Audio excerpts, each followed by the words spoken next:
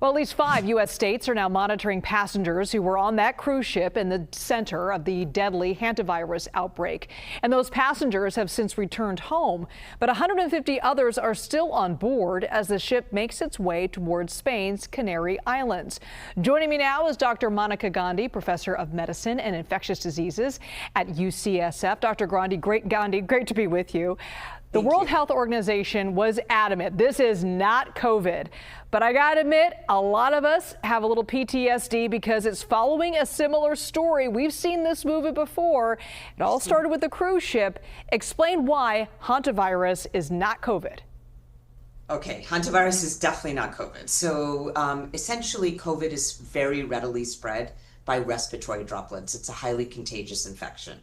Hantavirus is what's called RNA virus that is really from usually exposure to rodents like rats. That can, by the way, hide out in a cruise ship, and there are droppings around. No one noticed it, urine, and that's usually the main risk of exposure is from rats. Now, what's happened in this particular cruise ship is it's true there were 3 passengers, unfortunately, who got hantavirus and have died as a result. There are 8 with a likely hantavirus, and they were from all over. 1 is in Switzerland.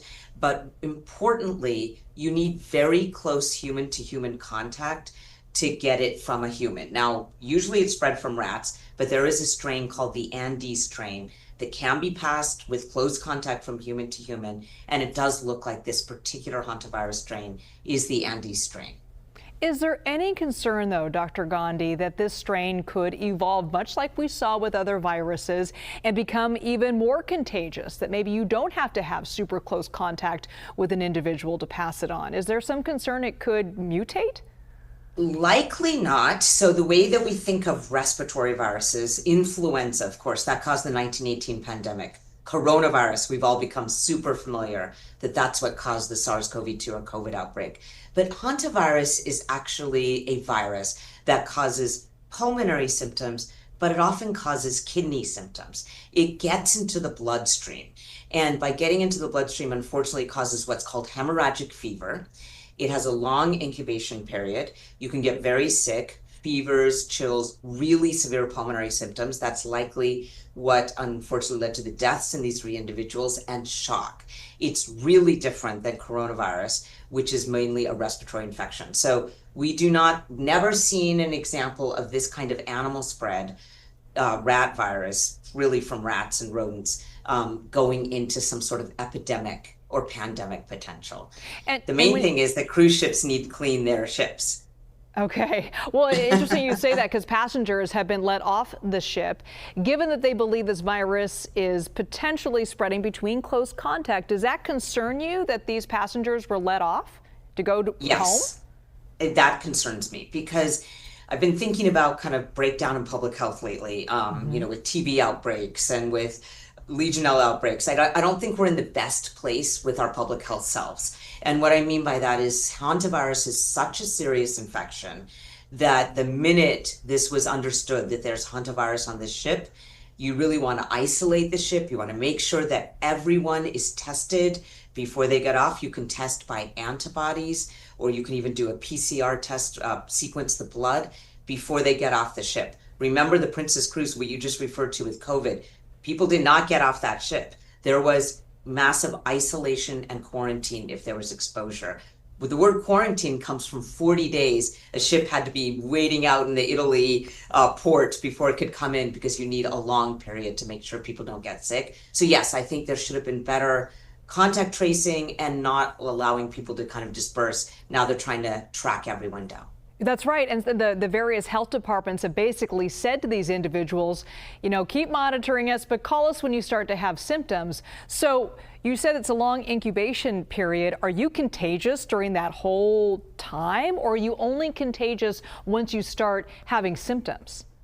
So that's a very good question. So the incubation period can be up to 20 days. And the first 10 days after you've been exposed, you can be contagious before you get symptoms and right after you get symptoms. So wow. You're right that you may not know. Now, again, though, the difference is it's close human-to-human contact. As long as someone's isolated from other people in the home, which everyone should do if they were on the cruise ship, They're not going to spread it in the air, spread it through the air conditioning, have it go all over the house. It's really close human to human contact. And it's also pretty hard to get from human to human. That's why it's not going to be the pandemic potential, but we got to track down everyone that was on this cruise ship. Absolutely, the minute they have symptoms, test them. And in an ideal world, they wouldn't have been allowed off the cruise ship unless we had tested all of them. Do we have the capability, though, to really track individuals? Is this what we did when coronavirus first came out? I mean, all these different countries and states, they have different rules when it comes to access to medical information, right? Yes. I mean, I think one tragedy that I have to mention now is that the U.S. withdrew from the World Health Organization the day this administration took office on January 20th, 2025. It is a complete tragedy because the WHO is very important for epidemic surveillance. They are the ones that put together all the data from different countries and tell us what's going on. The WHO is leading this response. So we should be in the WHO. I need to make that comment. And second is, in this particular case, everyone who was on that ship knows they were on that ship. Everyone has been contacted. They are going to be alerted and watched for symptoms. And I think we're going to be able to contain this out in the world, but it would have been better if we'd contained it in the ship. And again, this is probably a breakdown that they should have not let people off the ship. There's a lot of anxiety, though, now of not knowing who to believe, who to trust. If somebody is having that anxiety and maybe lives in one of these states, maybe knows somebody that was on that ship and they want to get the best information, are you saying the best way to get that is really from the WHO? The WHO actually has a very good updated information about hantavirus, but to give credit, so does the CDC. And the CDC is also closely involved with the US-based people who are on the ship because the CDC is our public health response. Now, the CDC can't follow everything they're supposed to be doing because they've also had cuts to them, but they are being very aggressive about the hantavirus case reporting and watching everyone who is on that ship. So I feel pretty comfortable that everyone's been alerted and that they are sitting, not going around anyone, and ensuring that they don't get sick within the incubation period. We know there's been so many cuts statewide, nationwide, to health organizations. I'm curious, though, were there lessons learned during COVID that makes those departments more equipped to handle a potential other epidemic or pandemic? Yes. I mean, I think actually what we learned during COVID is we didn't have the test capability right away with COVID. And it took us a long time to get tests and people couldn't get access to tests. And we were pretty much saying, like, everyone stay in their houses. This is different. We immediately, when this hantavirus cruise ship, because of its international potential, the tests are available. It's actually a very easy antibody. And if need be, if someone's sick, we can get a test from the CDC to look at PCR. So the tests are available. They could contact everyone on the ship. People are all sitting at home, they should be, and not going out until we can ensure that they don't have symptoms within the period and they're being informed about what to do. So I feel comfortable about this particular public health response, but everything that you just said is true. The massive cuts to public health in this country and worldwide is going to cause the anxiety about new pandemics, and we need to not cut public health. It's too important. Dr. Gandhi, great to see you. Thanks so much. Thank you.